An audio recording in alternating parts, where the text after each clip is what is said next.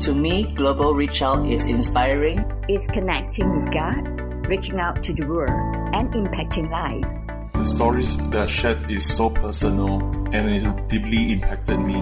Global Reach Out to me is reach out to the truth. Connecting hearts, connecting lives. You're listening to Global Reach Out. Hi there. I am Dr. Gilbert Suhu, welcoming you back for the 7th episode of our series of talks on the topic, my work, career, and vocation. In previous episodes, we looked closely at the scope of neighbor based on Jesus' parable of the Good Samaritan. Our vocation is showing common grace for the common good. We look out for the welfare of others. But in this episode, we turn our attention to ourselves, our own needs, and our own desires. We are not being selfish or self-centered. We have already discussed showing compassion and grace to others in meaningful and practical ways. Vigilantly looking out for opportunities and responding when possible. But it's not all about them exclusively. We're not slaves with no rights. As you can see from this slide here, self-care is implied in the second greatest commandment. That is, love your neighbor as yourself. This divine directive does not say to love others more than yourselves, but rather as much as you love yourself. So you should love others no more, but no less. Of course, we all realize that self-love is intuitive, like self-preservation. We naturally care for ourselves. It's part of our DNA, hardwired into us. It is a common trait we share with all creatures. Hungry animals think about obtaining their next meal. They don't intentionally starve themselves. It may still happen, but only because they cannot find food. We humans think of caring for ourselves at several levels. When our basic needs for food, drink, clothing, and shelter are met, we aspire to higher needs. We may have heard of Maslow's hierarchy of human needs. According to Maslow, there are 5 levels of needs. Physiological, that is food and clothing. Safety, that is job security.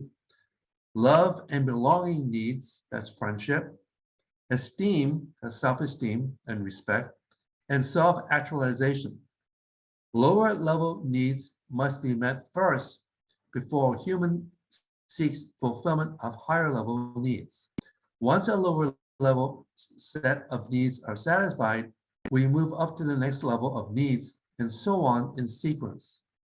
Physiological needs, in addition to food, drink, and clothing, also include air, sleep, shelter, and sex.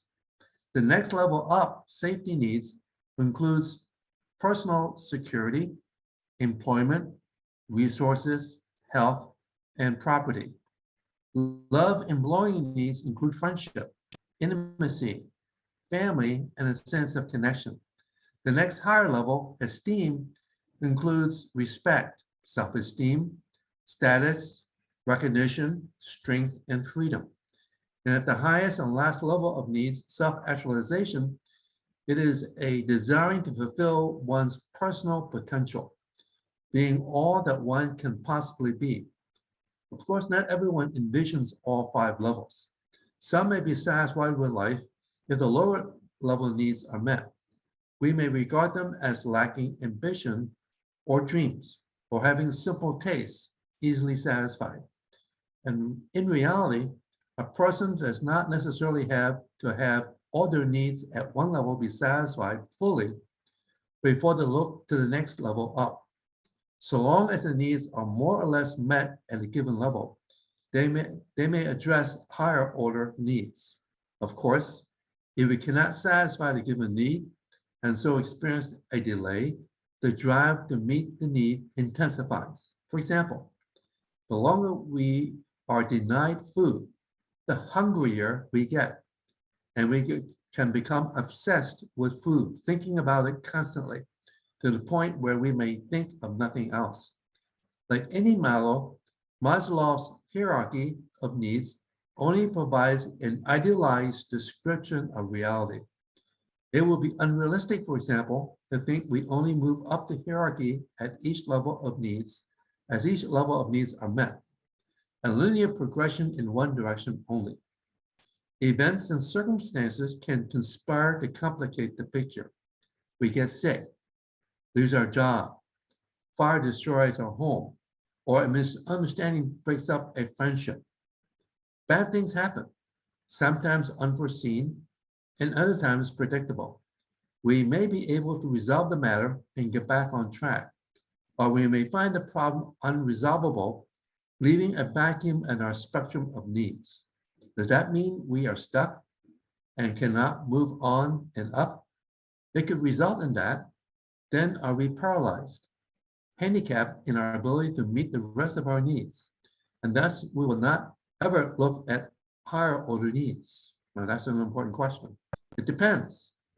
Maybe we cannot find an answer now, but perhaps later when the situation changes. We may have to defer satisfying certain needs or look for alternatives. For example, our home burns down. Does that mean we live on the streets?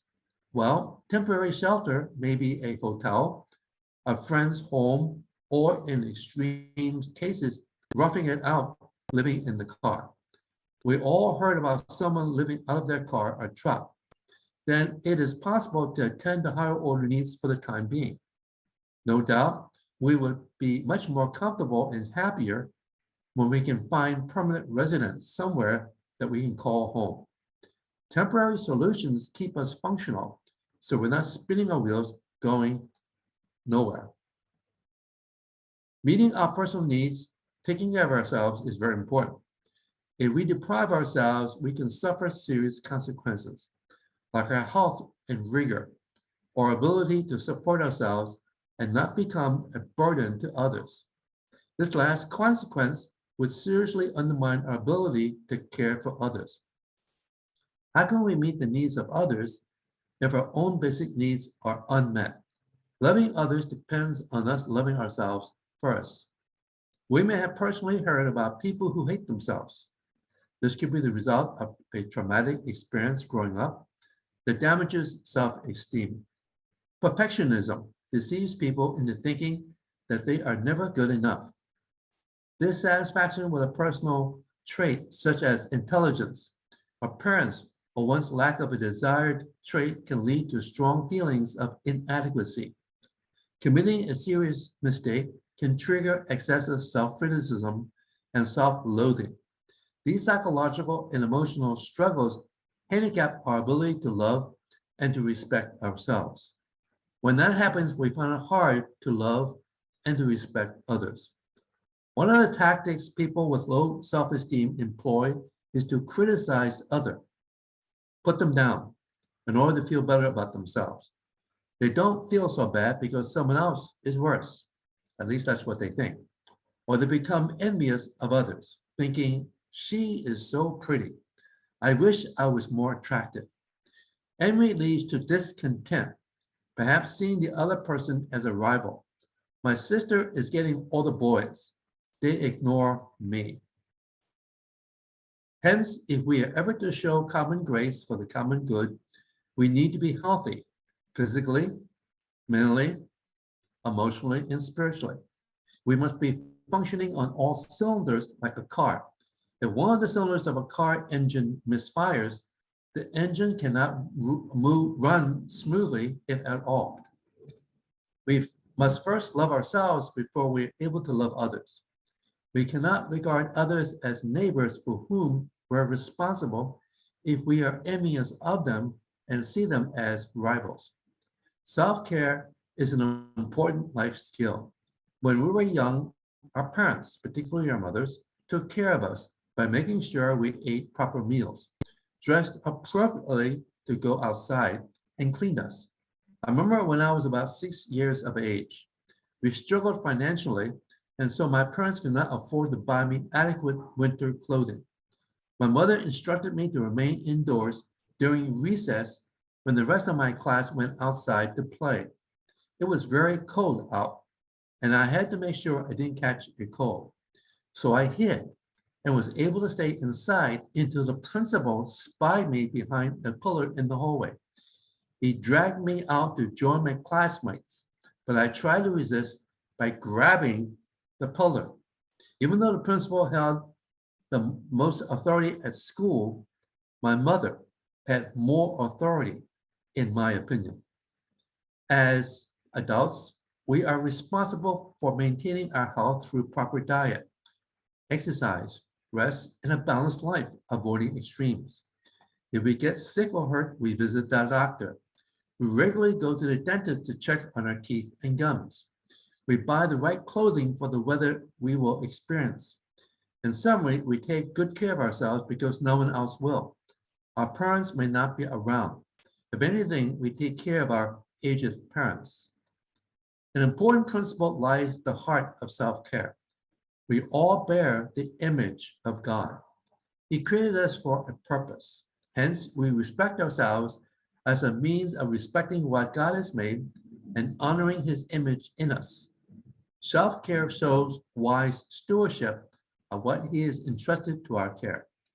In order for us to accomplish his purpose for us, we have to be healthy and functional. Deficiencies, whether it be physical, mental, or emotional, can handicap us and keep us from fulfilling God's plan for us. Of course, we are not talking about things beyond our control. For example, congenital defects, damage to our bodies due to illness or an injury, or even childhood trauma. However, for the latter case, we can seek counseling to deal with our issues and gain a measure of health and well-being over time. It will take hard work and perseverance, but it'll be worthwhile. It requires faith, believing that wholeness is attainable. We also need faith to believe in God's purpose for us, to live meaningful lives that impact other lives. Faith gives us hope to look into our future and see the possibilities. Only then do we have the necessary motivation to work at it. Well, next time, we will continue our discussion on self-care. Critical for us showing common grace to others. But for now, I close episode 7 of our series on work, career, and vocation. Until then, have a safe and fulfilling day. Okay, some questions and comments for you to consider. Number 1, identify an important need that you have struggled to meet for yourself. Number 2, evaluate the relative health of your self-esteem. Number 3, what might prompt you to forget about caring for your personal needs? The program is proudly presented by Global Reach Out. We welcome you to share our live enriching webcasts with family and friends through our website, global-reachout.org. Let's reach out to bless more lives together.